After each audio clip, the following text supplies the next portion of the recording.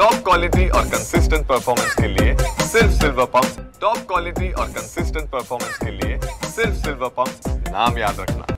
आज chargesheet file झाली असं कळतंय आणि त्यात 1758 पानं एवढी मोठी चार्जशीट आज फाईल झाली आहे। आणि सगळ्यात महत्त्वाची गोष्ट म्हणजे जे आपण म्हणत होतो, जे अख्खा महाराष्ट्र ओरडून म्हणत होता, ते आज सिद्ध झालंय की राजकीय दबावापोटी आणि ते सुद्धा धनंजय मुंडेंना कराडला वाचवायचं होतं म्हणून वेगवेगळे जे आरोप केले गेले होते, पहिला आरोप खंडणीचा, दुसरा अॅट्रॉसिटीचा आणि तिसरा हत्येचा, हे कसं खोटं होतं याचा आज पुरावा हा आजचं चार्जशीट आहे। कारण हे तिन्ही गुन्हे एकत्र आहेत, ते वेगळे नाहीत हे जे म्हटलं गेलं या चार्जशीटमध्ये, याच्यावरनं आपल्याला दिसतंय की पहिल्या दिवशीपासून म्हणजे 29 नोव्हेंबरला जी खंडणी मागितली गेली। एक मिनिट यार, तुम्ही काय सगळेजण बोलताय, प्लीज नका बोलू, परत रिपीट करू, ऑनलाईन होते सगळे, please don't call. On air होतं, कोणाचं नाही ना? भाई रिक्वेस्ट आहे, कारण तुम्हाला माहिती आहे माझा प्रॉब्लेम। 1758 पानांची आज जी चार्जशीट फाईल झाली आहे, याच्यावरनं आपल्याला स्पष्ट दिसतंय की राजकीय दबावामुळेच हे तिन्ही गुन्हे वेगवेगळे केले गेले। फक्त वाल्मिक कराडला वाचवण्यासाठी हे केलं गेलं। धनंजय मुंडेंना कुठल्याही पद्धतीने त्यांना पाठीशी घालायचं होतं म्हणून हे केलं गेलंय, असा माझा थेट आरोप म्हणायचा। तर आरोप म्हणा, धनंजय मुंडेंना काय वाटेल ते झालं तरी कराड यांना वाचवायचं होतं। आता पहिला गुन्हा जो खंडणीचा होता, दुसरा अॅट्रॉसिटीचा होता आणि तिसरा गुन्हा जो हत्येचा होता, हे तिन्ही एकत्र गुन्हे होते।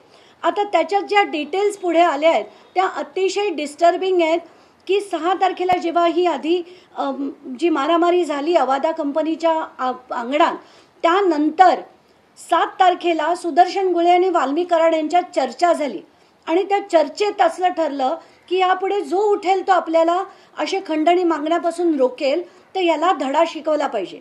त्यानंतर सुदर्शन घुले आणि विष्णू चाटेंची तिरंगा हॉटेल नावाच्या एका जागेवर त्यांची बैठक झाली आणि त्या बैठकीत त्यांचं असं ठरलं की संतोष देशमुख जर आपल्यामध्ये आडवा आला तर त्याला संपवलं पाहिजे।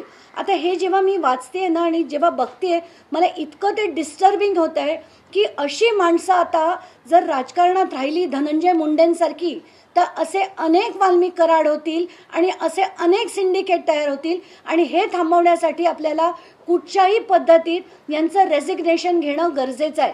आताच्या घटनेला सगळ्यात डिस्टर्बिंग माझ्यासाठी हे होतं की जो डिजिटल एव्हिडन्सबद्दल जे चार्जशीटमध्ये लिहिलं आहे, त्या डिजिटल एव्हिडन्समध्ये व्हॉट्सॲपचा जो व्हिडिओ कॉल झाला होता, जो त्या अख्ख्या सिंडिकेटनी बघितला होता आणि त्याच्यात डिस्कस करून ज्या पद्धतीने मारलं होतं, आतापर्यंत आपण हे फक्त ऐकलं होतं, पण आता जेव्हा आपण ते बघतोय की ते डॉक्युमेंटेड आहे आणि त्याच्यात असंही डॉक्युमेंटेड आहे की 10 वर्ष झाले या सगळ्यांचं सिंडिकेट होतं, गेले 10 वर्ष।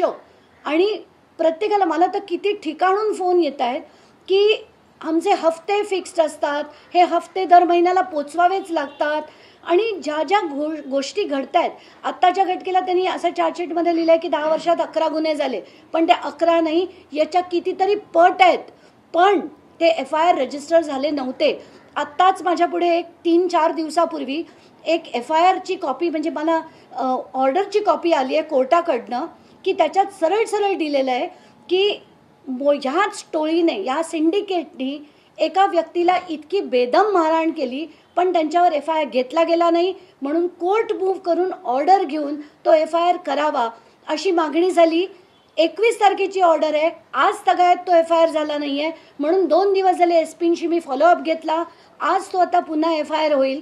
असं आम्हाला लढावं लागतंय, पुरावे द्यायला लागत आहेत। आता त्याच्यावर अजित पवार म्हणतात पुरावे सिद्ध झाल्यावर आम्ही करणार। ही सगळी कामं आम्ही करायची, मग तुम्ही शासन चालवण्यासाठी काय करताय? आणि अशा माणसांकडनं कराडसारख्या आणि धनंजय मुंडेंसारख्याकडनं आपण नैतिकतेची अपेक्षाच करू शकत नाही.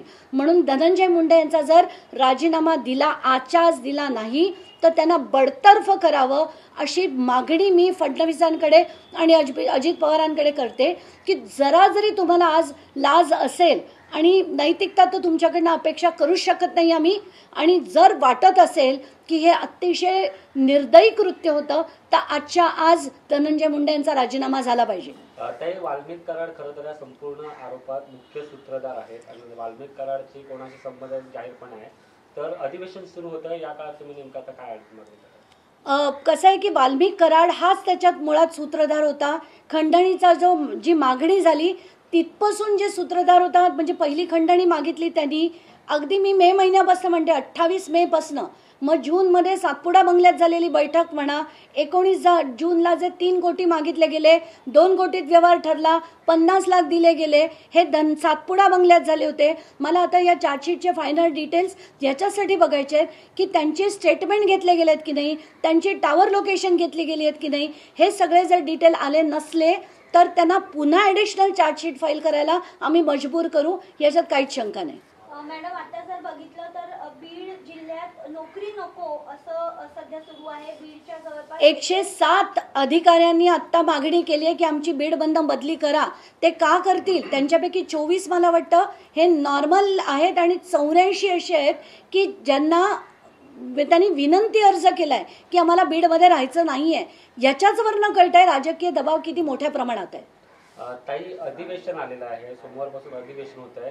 अजूनही धनंजय मुंडेंचा राजीनामा घेतला जात नाही. तुम्ही सातत्याने सांगताय, राजीनामाची मागणी करताय.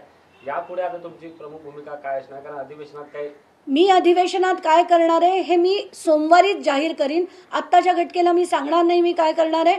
पण जर सोमवारपर्यंत धनंजय मुंडे यांचा राजीनामा आला नाही तर मी पूर्ण महाराष्ट्राला आवाहन करेन की आपल्याला सगळ्यांना पेटून उठायला हवं. पंकजा मुंडे या पूर्ण विषयावर काही बोलायला तयार नाहीये. उलट ते आता मी पंकजा मुंडे यांचे एक बाईट ऐकलं टीव्हीवर आणि ऐकून अतिशय धक्का बसला.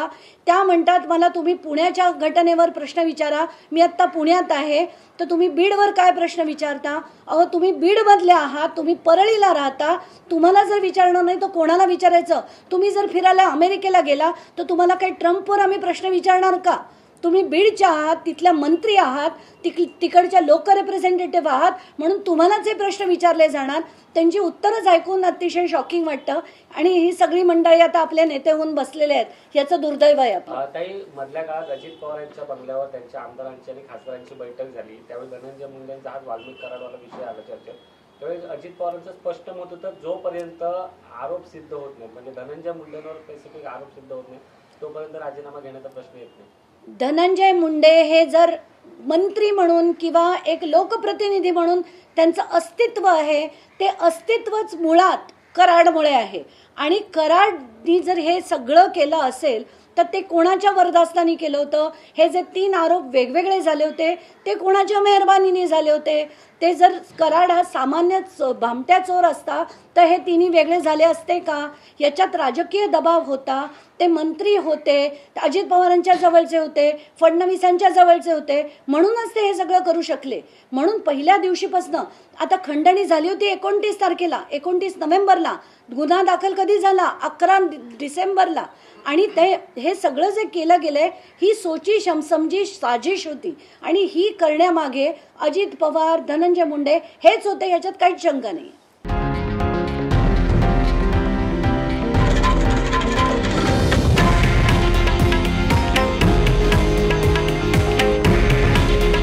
हे आहे देशातील नंबर 1 न्यूज नेटवर्क आणि आपण पाहत आहात TV9 मराठी. काळजी तुमची, हित महाराष्ट्राचं.